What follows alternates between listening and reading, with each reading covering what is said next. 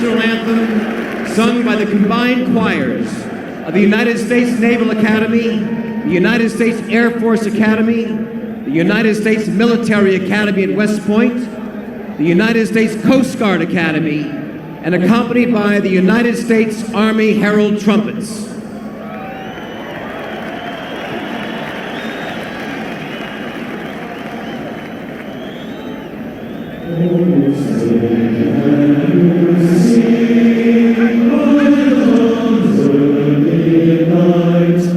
What so proudly we hailed as the twilight's last gleaming, whose broad stripes and bright stars through the perilous fight o'er the ramparts we watched were so gallantly streaming, and the rockets' red glare, the most bursting in air, gave proof through the night that our flag was still there. Oh, say does that star-spangled banner yet wave o'er the land of the free and the home of the brave?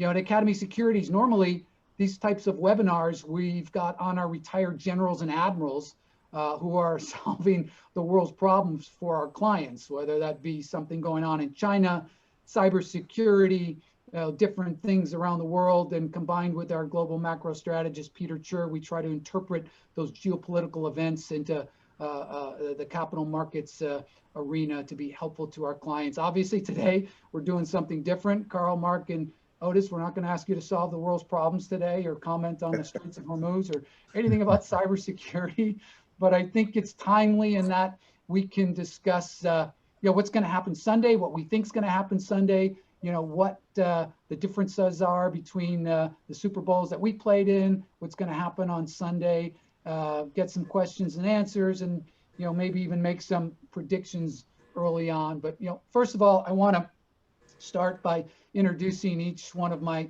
teammates here. First, Carl Banks. Carl came to the Giants in 1984. Carl, it's something that I don't even know that I'd really like to know, and especially I think a lot of our listeners and viewers would like to know. In 1984, you came to the Giants. You were the 3rd overall pick in the NFL draft out of Michigan State, where you were an All-American, outside linebacker. So you get drafted by the Giants. When you found that out, you had to know that the Giants had Lawrence Taylor, Harry Carson, who eventually became Hall of Fame linebackers for the Giants. On that same team at that time were Brad Van Pelt, the All-Pro, Brian Kelly, and then there are 2 other outside linebackers named Andy Hedden and Byron Hunt, who are both 6'4", 6'5", 240, and can run a 4.5 40. I mean, what did you think at that point when you got drafted by the Giants? Well, I was so naive that I knew Lawrence, I knew Brad because Brad was my childhood hero. We grew up in the same community and our high schools played each other. So he was always the guy I looked up to, and he was like the Jim Thorpe of our community. But I really didn't research it that much until I did. Like on the day I was drafted, Parcells called me. It was a short conversation. He said, "Hey, I just drafted you. I didn't draft you to sit you on the bench." So that's all I could cling to.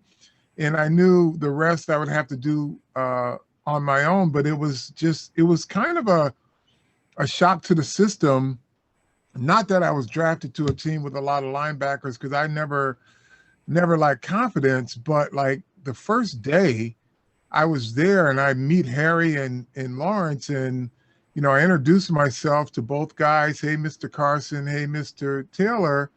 I'm Carl Banks, pleased to meet you. And the only thing Harry said to me is, yo, homeboy, what the hell are you going to do to get on the field? And I was like, whoa, okay, this is how this is going to be. But it was, I just had to cling to Parcells' his word and say that he didn't draft me to sit me on the bench. And I guess the rest was up to me. So it worked out okay, though. Great. Hey, Mark, 5th round, Notre Dame. Did you have any idea that the Giants were interested? And, did you get a call from Parcells as a 5th rounder? And, what was your first reaction when you got to camp? Yeah, I was not considered very good back then. I was a 4th rounder. I was the 100th player picked in the draft. I always loved that I was number 100. I thought that was pretty cool. But they had Zeke Mowat. He was the stud. He was going to be an all-pro. We didn't play a lot of multiple tight ends back then, so I just assumed I was going to be battling for the backup spot. And that's what happened. At the end of the camp, I emerged as the number 1 backup. And I remember thinking to myself, wow, I don't know if I want to be a backup, and just kind of, I had other ideas of what I was going to do in the next couple of years or whatever. And then the last preseason game of the preseason, Zeke Mowat blew his knee out against the Pittsburgh Steelers, just running down the field. He didn't get hit. And Parcells looked around. He looked at the sidelines. He kept looking for other players to put in. He looked at Rob Carpenter. He did not want to put me in. And he finally came to the conclusion that I was the only tight end on the roster, and he had no choice. And that's how I got my start, my big break in the NFL. Wow, that's a great story. Yeah, we all remember that. Otis, 1979, you came out as a number 1 draft pick of the St. Louis Cardinals. You're Rookie of the Year in 1979. You went on to have, in your next 7 seasons, you had 6 years over 1,000 yards, and the only year you didn't was the strike-shortened 82 season, which you probably would have gotten, another 1,000-yard season. But after the 4th game in 1986, you were traded to the Giants. What was going through your head? Well, first of all, I couldn't believe that the Cardinal would trade me to a team that was in our division. I had just played the Giants that Sunday, and on Thursday, I was a New York Giant and at the facility. So I was surprised. I didn't think that could be, as you said before. I felt I was like franchise for the team. I've been there for 6 years. I had great rushing season, and I didn't see any reason why I should have been traded, other than the fact that we had a new coach come in, Gene Stallings. And you all know when we get new coaches come into a house, they want a clean house. They want to get control of the house. Anybody who they feel is a threat with influence, they remove them out. And I guess I was one of those individuals. So real quick too, you've been a starter, like I said, over 1,000 yards almost every season. You get to the Giants after getting traded, and Joe Morris was really cranking out the yards, and you were a backup. How did you handle that, being a starter your whole career? Well, Parcells mentioned to me when I got there, I was going to be a backup, and my deal was, you guys had something going on. I left a team that was 1-4, had a new coaching staff, and was in disarray. I come to you guys, and you guys are 4-1. You had your act together. You had great leadership with Harry and George Martin, and Phil. And then I knew Carr from playing him during the offseason basketball with Lonnie Young. So I kind of felt that I had a little history with even Jim Burke, who played with me with in college. So I figured I had a history, and it wouldn't be a whole big deal. Just don't interrupt what was going on, because it was already set in motion. Yeah, last tidbit on that. In that draft, Phil Simms was a 7th overall pick in that 79 draft. You were picked 1 behind Phil Simms. I don't think even a lot of Giants fans realize that little bit of trivia. We're going to shift gears a little bit here before we go down memory lane and talk about all of our exploits back then. I just really want to get into Sunday's game, Kansas City, Tampa Bay. What a unique matchup. I think coming off of maybe one of the most unique quarterbacks ever play the game, and Patrick Mahomes going against, possibly the greatest of all time at 43 years old, Tom Brady. First of all, to each of you guys, I mean, could you ever contemplate? I don't see it, linebacker, tight end, running back, receiver. I can't say anybody playing to 43. The fact that he's still doing this, are you in awe of this guy? I am actually. And, my goal was to outplay Clay Matthews, who I don't know how long he played, but he played for a long time. He may have played the most years as a linebacker, but it just, the body just doesn't respond after a while. And you kind of know before anyone else when the end of the line comes, because your training becomes harder and harder. And I'm just looking at this guy and I marvel at what he's been able to achieve. Yeah. Well, I know with me, Banks, as a running back, you figure if you can get, a good 7 years in before you start being expendable, you have done something. I played 14, but I retired. I was 33, I believe, now 34. So my goal was to try to be the all-time leading rusher in the history of the NFL, which that yard is like 16,000. I only ended up with 10, but I felt that I could do that had I not been traded. But then again, I wouldn't be on this great interview with you guys, because I wouldn't have won any championships, and I just had a lot of yardage. Like Frank Gore, for instance, he has a lot of yardage. I think he's around 15, 16,000 yards, somewhere in that area, but he never would see a Super Bowl. So yeah. So the game Sunday, I think there's a 3-point spread in Kansas City's favor. Obviously, Brady getting to a new situation. It took him a little time, I think, to get up to speed. I think he's got weapons that maybe he didn't have, and his whole time at New England. But Tampa Bay, Carl, can you talk a little bit? Everybody concentrates on Brady and the weapons, but they've got a pretty decent defense, especially up front. They've been putting pressure on people, especially lately. Yeah, so I think when you look at this game, it will come down to how the defenses play.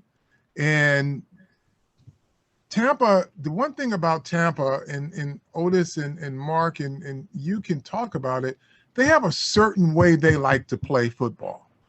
And they center on running the football, really good aggressive defense. And the one thing that will show up in this game is the lack of experience at the right and left tackle for the Kansas City Chiefs, because both of their starters are out. And they've got two guys off the edge that can be very, very disruptive. So it's, as magical as Kansas City can be with, some of their off-schedule plays and things of that nature, they may not be able to dictate the terms on every single down because of the pressure that their guys can bring up front. How do you combat that? How do you think the offense should attack that rush, or what they're doing up front, knowing that they're kind of weak up front, Kansas City, with those two offensive linemen being out? How do you think they attack them? I suspect that they're going to go with a lot of quick passes. They got guys who have great short area quickness, like Tyreek Hill. Their tight end can really work in tight spaces also. But at the end of the day, is that what they want? Because when you get the ball in those tight spaces, if you can get those guys tackled and not give up those big run after catch plays, then it kind of takes Kansas City out of what they really want to do. But my guess is that they feel they got a guy in Tyreek Hill who can work in any type. He can work in the closet and break out of it. So I think that's what their plan is going to be, just to keep that rush off of them. But if Tampa can rally, it's going to make there's a reason why it's only a 3-point spread. Yeah. Because there are folks that suspect that Kansas City won't have their way in the way that they're accustomed to. Mark, a lot of the offense goes through tight ends on both of these teams. Travis Kelce is one of the leading receivers in the league. Cameron Brate and Gronkowski, a little different style on Tampa Bay. Could you see the game being determined by tight end play? Yeah, absolutely. Especially from Kansas City's end. Kelsey is a huge part of that offense. I mean, everything else kind of revolves around him doing his job in the middle, and that frees up a lot of stuff on the edges there. He can go deep. I mean, he's an unbelievable weapon. I don't know how he factors in their run game, but in the passing game, I think he kind of holds everything together. He allows everything to work. In Tampa, I think Gronkowski has been a little underused all season. I think that you might see him, you might see Brady kind of rely on him a little bit more in this game. I know the other tight end, I don't even know his name, but I know he's pretty good. And I know that they have a pretty good running game, and I know for a fact, Gronkowski is pretty vital in that. So yeah, the tight ends are gonna be a matter a lot Sunday. Otis, talking about running game, I think we could talk about this later when we compare the eras that we played in where offenses were running back heavy dominated, and today it's almost an afterthought. What do you see with the running game of both of these teams and how it might affect the outcome, or is it just ancillary to the entire game plan? Well, I listened to Banks when he mentioned about the two tackles being an issue with the Kansas City Chiefs, and I think that way you offset that, and Bill told us always next man up, and so you got to figure that those tackles been waiting for an opportunity to showcase their ability because they've been backups. So most backups want to start and want to show their ability. I would say run the football. I think if they ran the football more often, would give them a better opportunity to run play fake. I think Kansas City has a better chance of eliminating mistakes that way, Carl, with the holding penalty. Because when you start throwing the ball, first thing you're gonna start looking at is that pass rush by Tampa Bay, which is pretty darn good. So you eliminate that. If you just pound the ball, then you got a chance to eliminate a lot of that part. Well, Tampa Bay with that Leonard Fournette seems to be able to pound the ball. I'm not sure Kansas City that they play that way, but Leonard Fournette, he could be a difference maker. Well, if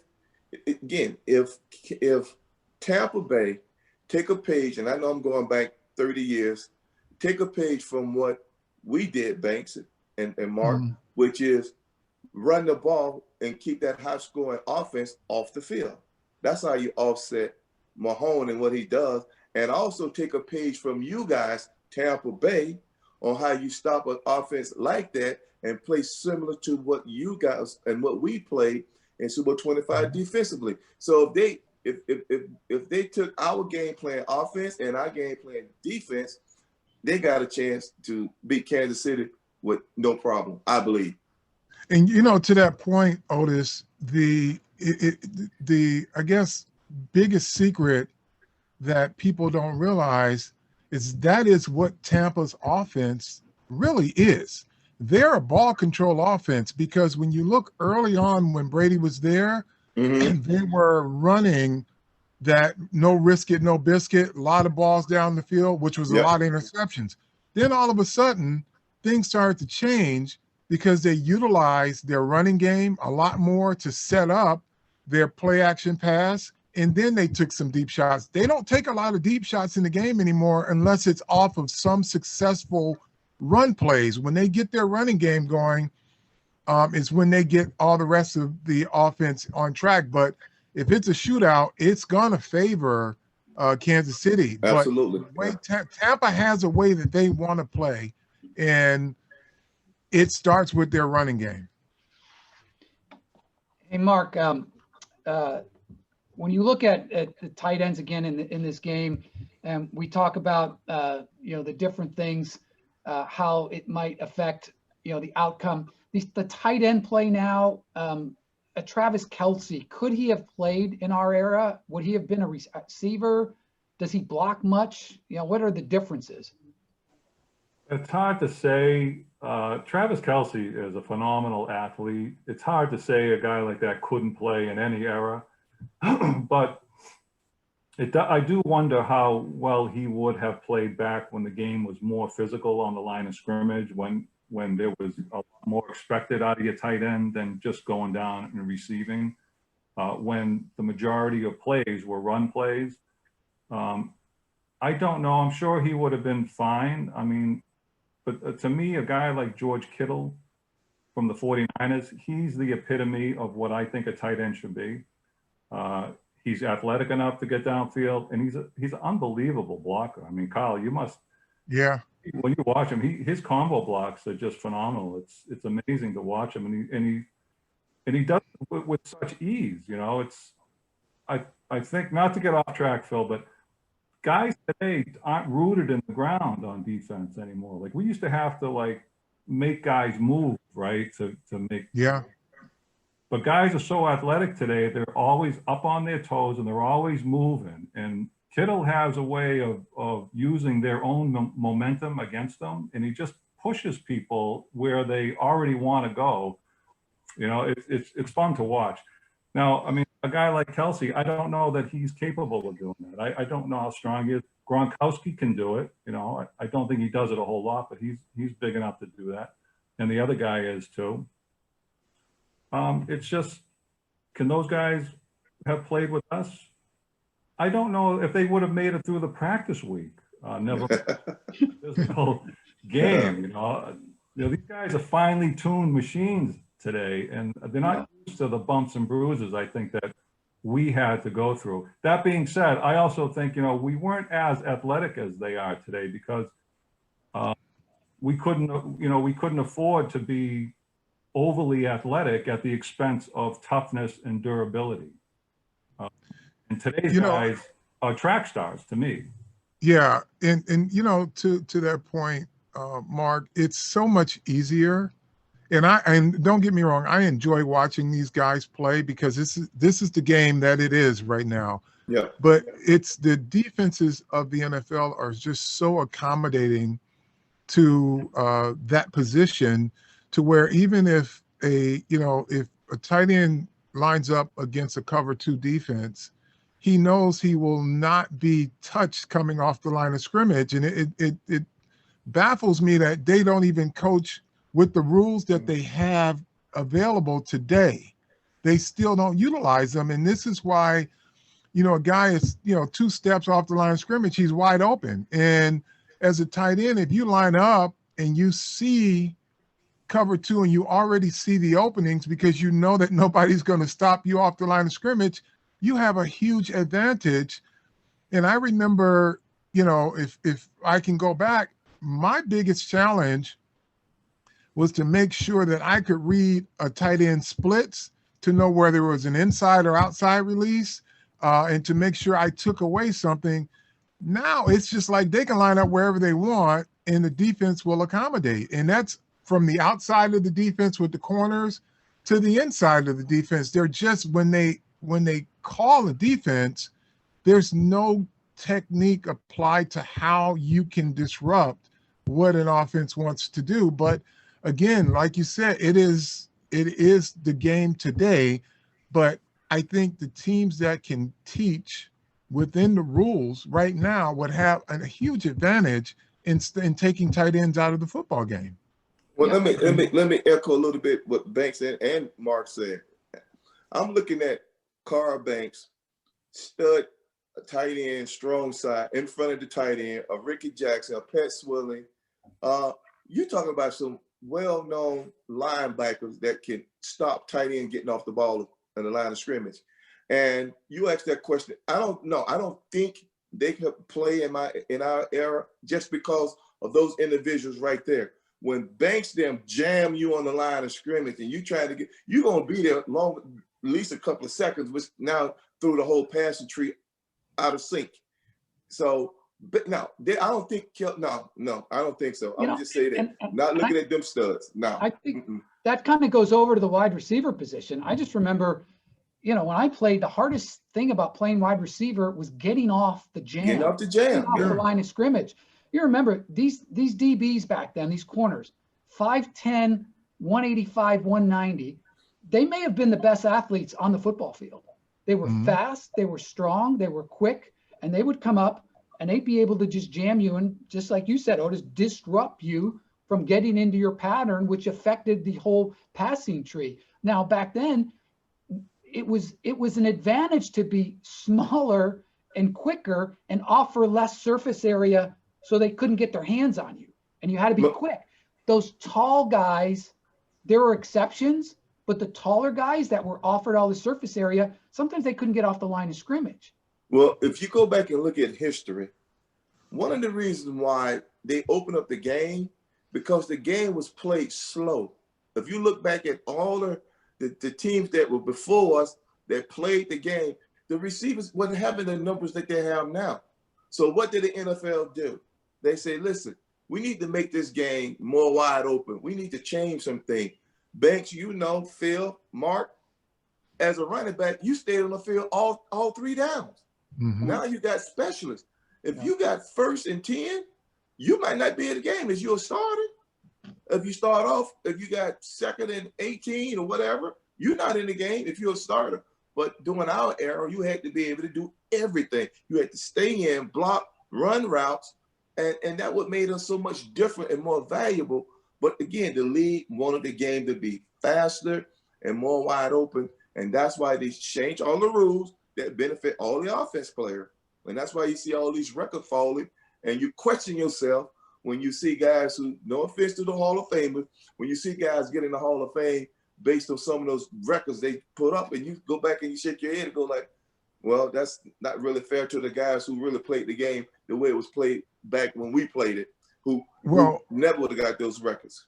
Otis, the thing about it, and what you said was so profound when you talked about the passing tree and the timing of an offense being disrupted.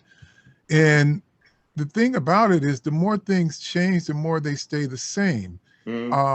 Because there was a West Coast offense in San Francisco when we played. And Jerry Rice and those guys never really had any obstruction to what they wanted to do until they played us. That's right. When we decided, hey, the ball's coming out quick. So that means if we can disrupt timing, we'll be able to get more accomplished. So these offensive coaches, you see a lot of Joe Gibbs offense with motion and shifts and things of that nature. And you see a lot of San Francisco, right? And it's either, San Francisco today is running Joe Gibbs offense of when we played. Kansas City is running some version of San Francisco's offense when we played. So it's the West Coast offense, which everyone knows if you play them, you can't be afraid to disrupt the timing of what they do. So it looks like the offenses have the advantage because the defensive coaches are not steeped in anything that's been successful in stopping some of those types of attacks traditionally. And if your defensive coaches, and this is my pet peeve right now, and this is why defenses are so far behind, you have coaches that are more enamored with their systems and installing more so than game planning. And that's why you see so many players in this league that are fundamentally inept at playing the game. One guy I love watching play is Jalen Ramsey, because he's steeped in sound fundamentals, very athletic. But then you look at some of the defenses around the league and they're giving up all of these points, and you're saying, okay, well, if it's apples to apples and they're not inferior in terms of their ability, why are they giving up all these points? It's because their game plans are not compatible with the offenses that they're playing, and they're not making the adjustments. And football is a game of adjustments. And as long as the offense, and that's why they call it offense, because they have the advantage. You've got to be able to figure out what makes them tick and how to disrupt those. And if you don't, it just becomes, the gaudy numbers that you're talking about. But, I'm sorry, Phil, when I have it in my mind, I got to get it out or I'll lose it. But, two things, Banks. What I remember about our era, if you had players that was what they call players that can beat you, we limited we limit that player. We don't let one player or two players beat us. You know, you got to do a lot more. And that's what made us so different, because we're going to take away two of your best weapons, and you got to find another way of winning. Now, when we start talking about offensive, if you go back and look at the Tennessee Titans, that boy Derrick Henry, now he brought it, and he made a lot of players make what they call a career decision on how to tackle. And that's kind of offense would have been a great offense when you start looking at winning, but they just don't have enough weapons outside to offset it. But that's the kind of football that we play, and that coach is from Bill Belichick tree, who knows about running the football. So as I said, Bank, we would have took away, we'll take away Kelce, and we'll take away the cheetah. Yep. Them two guys won't beat us. Somebody else going to do it. Could you double team two guys like that, Carl? Could you? Well, here's what you do. And I have firsthand experience with it. When we played Drew Bledsoe in the playoffs when I was in Cleveland, and they had Ben Coates as their tight end, and they had some speed on the outside. So what you do, we had a defense called two-stick, which was basically you took the tight end away because you played man on him with zone help. And it freed your safeties up to continue to roll over to the strongest receiver on the field. So if you can take a linebacker and say, okay, you got him man to man, but you got help everywhere in the zone because we're playing zone behind you, and the safeties now can go and they can roll to wherever the strong wide receiver is. So you're basically doubling both guys, but you're playing zone underneath it to take away the biggest threat at the tight end. Yeah, I think an advantage Kansas City, and I want to go back to Super Bowl 25 here in a second, but Kansas City now, they got a healthy Sammy Watkins, with McCall Hardman. They pick your poison with that team. Anyway, hey, I just thought of some similarities between Super Bowl 25 that you guys played in and in this Super Bowl, in that they're both in Tampa, different stadiums, but both in Tampa. And the time was there was some trepidation. Today it's COVID. Back then it was the Gulf War starting, and Whitney Houston's rendition of the national anthem is probably the greatest of all time. What were you guys thinking of standing on the sidelines? I mean, with what's going on around the world, Whitney doing that song, you're trying to concentrate on a game. How do you concentrate at all? Well, Mark. Well, I'm gonna just say this now. I can't wait to hear Banks' answer to this, Mark. You and I already know what Banks said, allegedly said, but I want to definitely hear Banks' one on this one here. So Banks, it's all yours, buddy. Oh, well, so I'm gonna say this a little lighthearted, but it's serious. She was singing to me. Oh, see, I knew it. There we go. There we go. I told you, Mark. I knew it. If you play back that anthem, She looked at you. If you play back the anthem, every time she looked a certain way, she smiled while she was singing it. To you. That's because we connected. All right. But during that period, and you guys know, it was, we had to move under heavy security everywhere we went. We could not go to practice unless we were under a tarp walking with, our servicemen and dogs, right? But the one thing that I think of, and it relates to what's happening today, is that we provided our nation with a sense of relief in terms of a distraction from what we were riveted to. And I think the fact that the NFL was able to play football this year, it kind of gave America something else other than their daily angst of what COVID is bringing, people losing jobs, furloughed, losing family members, and just riveted to the news of what's going on in society. And sports is the great distraction. And I think that Super Bowl really brought our country together for a purpose outside of fear, right? And for that 4 or 5 hours, it was just the greatest moment that, our country could experience in watching that game. Yeah. And I felt the same way. I echo what you say, Banksy. We felt that for those 4 or 5 minutes, we brought peace and harmony to all of our troops that was watching us, and we knew we had their spirit and mind and heart as we went out and performed, and we wanted to make sure we gave them the greatest show that they can ever imagine, dealing with what they were dealing with at the time. Mark, I thought you told me that Whitney Houston was looking right at you. I thought she was. You were standing next to me, that's why. Yeah, both of you guys taking. They almost got in a battle on the field. You go back, before that Super Bowl 21, which was special in that, it had been 30 years before the Giants, since the Giants had played in a championship, and there was kind of a crescendo of events, leading up to it. We just kind of we got on that streak, and going out to Pasadena, for that game. But what I always think about when I think about that game, the first half, we were lucky to be down 1 point.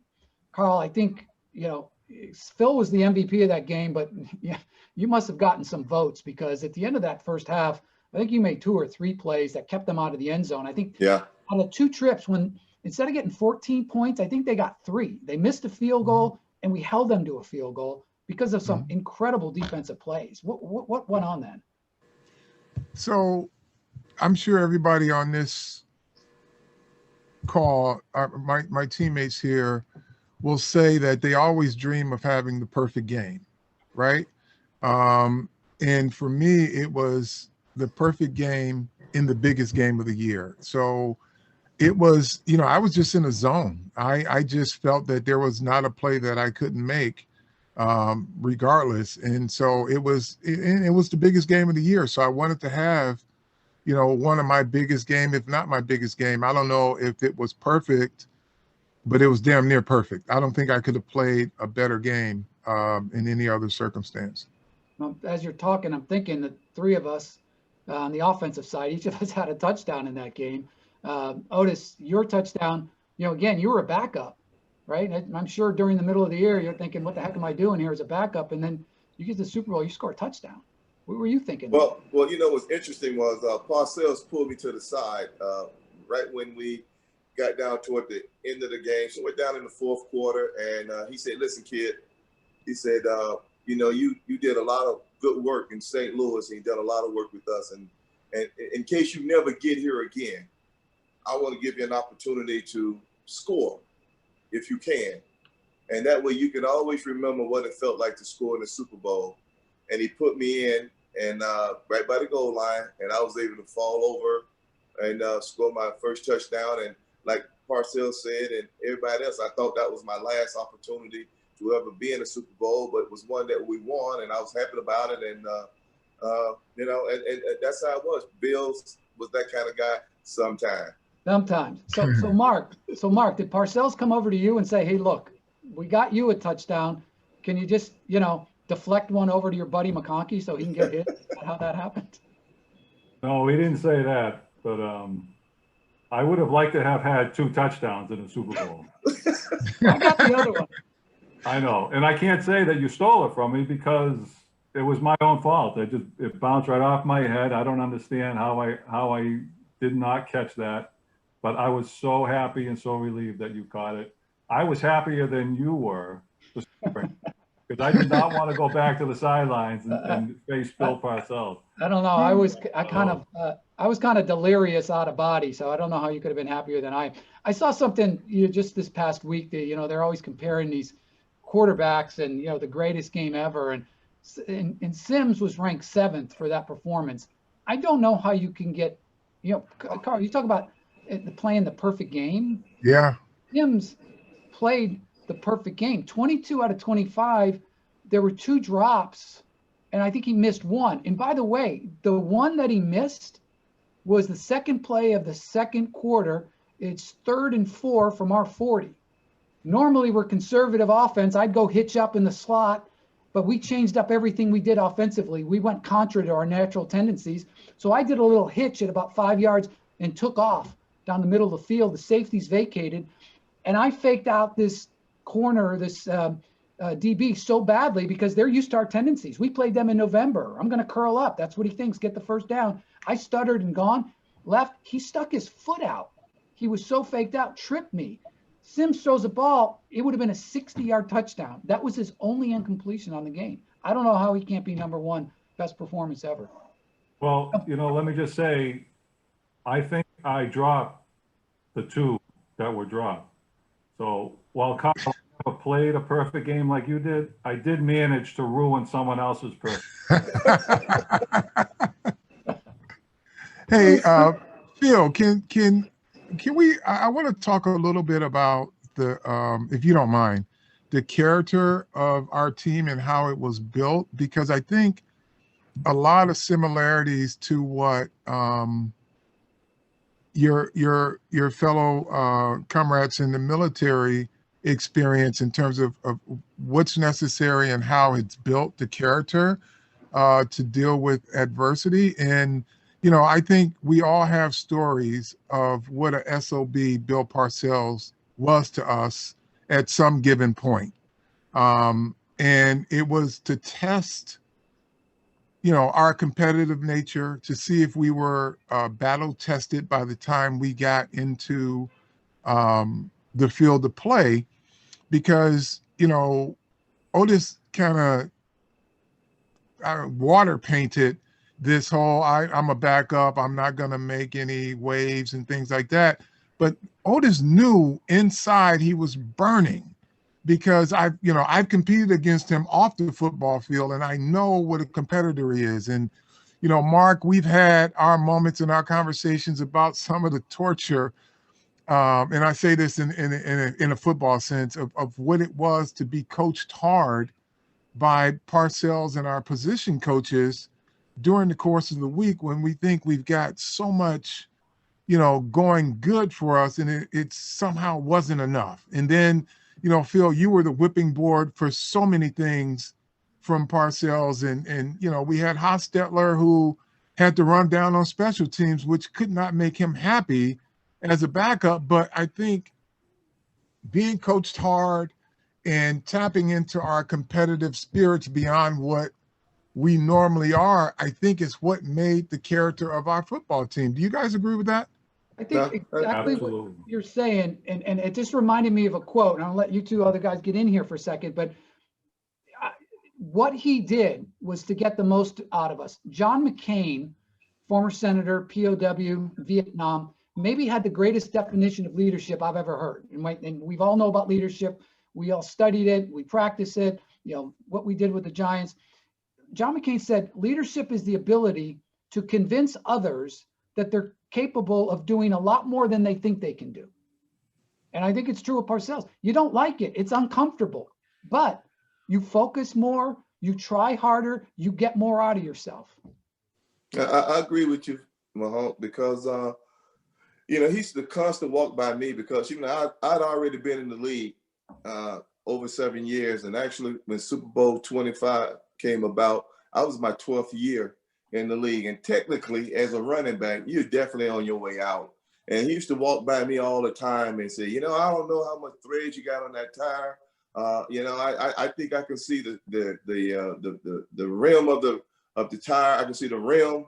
And so that means you don't have much thread there. And he said, most cars, they got quite a bit of gas in there. Oh, I see fumes coming out of you. You during your drive. But he would constantly say those things to me consistently, to just push me to see what I would say or do, or what my action would be. And with us, we'll sit there and we'll just tone him out, and we just go do what we want to do and be the best we can be. But no greater statement than that one time. I think we all remember this, when we come out to practice one day and we wasn't practicing according to what he thought we should be doing, and he took all the coaches off the field. You remember that? He just walked all the coaches off the field and said, "I'm done. Coach yourself, because you figure you know what to do better than we." Yeah. So yeah. Hey, let's just get to a couple of questions. People, the questions coming in is, what did you guys do the night before your Super Bowls, and did any of you go out with Lawrence Taylor? Banks, that's your boy. Well, I can answer the last part of that question. Yeah, I mean, listen, we did a lot of things as a team. We had Beefsteak Charlies, and Lawrence participated in just about every team activity. So to answer your question, yes, we went out with Lawrence, but we didn't go out with Lawrence, if you know what I mean. But as a teammate, if there was anything that was team related, he was there, he was on time, and he was part of it. And then when he did his other things, he never invited any of us to go anyway. And to echo what Banks said, we all had our own little groups. And Banks would tell you that the running backs, we did so much together that Banks and a few of the wide receivers would try to join in on some of the activities, because we always tried to make sure we did something once a week with all of us. And again, the tight end had their own thing, and then Banks, the linebacker, but Ingram, one of the receivers, and Banks every once in a while say to us on Friday, "Hey man, what y'all got going on the weekend? What y'all doing?" But that's kind of team spirit we had with each other. What odd thing did you guys remember from Pasadena or Tampa during that week leading up to the game or the game itself? Anything odd that you can remember? I got one. Pasadena was the impromptu Superman photo shoot that Gary Reasons roped us into. He came in, it was right before practice, and he handed us all these Superman capes, our linebackers, and said, "Okay, we're about to take a photo shoot." And we're like, "What the hell is this?" And you could see in that picture, wasn't a lot of guys smiling in it, but it ended up being one of those iconic type of posters that Giants fans have collected. I didn't know Reasons was behind that. Yeah, Mark, that was one of his deals. Mark, anything off kilter? Do you remember about either of those Super Bowls off the field? Nothing unusual happened. I didn't do anything or go anywhere, so it was hard for me to have any interesting stories. And I did have a panic attack in the Super Bowl 21 week when we got out to Los Angeles, and we had been wearing these scuba gloves all winter to catch balls, during the season. They melted in the heat. You couldn't wear them anymore. But when I took them off, my hands were so tender that I couldn't catch a football anymore. Wow. I was panicking. I didn't know what the heck was going to happen. And that's when we discovered those new gloves, those new Newman gloves. Yep. Yeah. It saved my life. And that's, I still have nightmares about that. Yeah, I think people understand what we're talking about is as a receiver, when you're catching the ball and the weather starts to turn, it gets really cold. And back then they had these kind of like scuba gloves. Once you put them on, because your fingers and hands were calloused from catching balls all year round, training camp every week. And then once you put the gloves on, your fingers start to get tender. And when you take them off, you're done. Once you put them on, you pretty much have to keep them on. My thought was, in that Super Bowl 21, the game ends, and it wasn't like today where they got the stage comes out, the confetti drops from the air.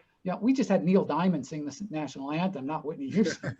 Huge difference. So it wasn't as the hoopla wasn't as prevalent back then. And I just remember the game's over, and it was an excruciating long fourth quarter for us. Remember that? Because we were way ahead. There was no doubt who was going to win the game, but we had to kind of play it out. So I'm just running around like an idiot, looking around, and I turned down, and I got my helmet, and I looked down, and there's a gun laying on the field, a pistol. And the camera had been following Phil Simms, who was the MVP. And you see me run around, and all of a sudden you see me just stop and go down to the ground. I pick up this gun, and now the camera comes back to me. I got a gun in one hand, a helmet in the other.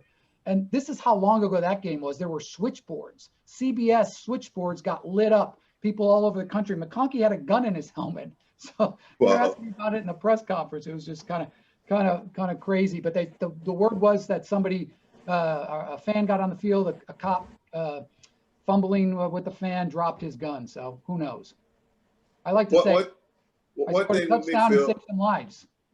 One thing about me, Phil, that I remember is, when the Super Bowl week and media day, everybody have their own platform or podium to speak from. And I remember that the field was so crowded with all of you guys being down there. And I was actually up in the bleachers in the stadium that I was so high up that I was actually looking down on everyone. And one reporter started walking up toward me to give an interview. He got halfway up, realized he was out of breath, gave me a wave, turned around and walked back down. That's what I remember. Wow. Yeah. Yeah, that absolutely crazy. Hey, last one. We're going to take one more question and then we're going to go to the predictions. But talking about the question asks about, Tom Brady right now, and, would he have lasted in some of those hits that, let's say, Montana took, right? Montana took a hit from Burt, and then he took a hit from Leonard Marshall. We talk about the game being different. Tom Brady standing back there, if the rules were the same and if they allowed those hits, right? You can't do that anymore. Would he have lasted to 43 years old, Mark? Nah. Not even close. Not even. He wouldn't have lasted to 36. But and I have all the respect in the world for him and for what he's done. But you couldn't do that back then. It wouldn't happen. Yeah, I don't think he holds up, but could he have played in our era and been just as good? I would say yeah, because he's mentally tough. He's a mentally tough SOB. Yeah. Well, you know what, Mahomes, if you look at all the quarterbacks who played during our era, look how long they played and the age they were. The only one played long was George Blanda, who was kicker quarterback that played for the Raiders that played a lot longer. But other than that, look how long most of the quarterbacks who played during our era, their age when they retired. Yep, got it. All right, last thing, predictions. What do you think, Mark? I'm going to say I'm moving for Tampa Bay, but I'm going to say Kansas City 28, Tampa 24. I think Mahomes is going to come at the last second and do something just like he did last year. Otis? Well, I've been telling everybody you go with the team with the most points since you put me on the spot like that. I'm gonna go with Tampa, and I'm gonna go with them because of the fact that they can run the ball, and I'm gonna say the score probably gonna be 35-24. Carl? I'm with Otis on that. I don't know if 35 points will win the game, but I got Tampa, and they'll score 28 points. It'll be 28-20 something, 28-21, 28-20 something, but I have Tampa. Yeah.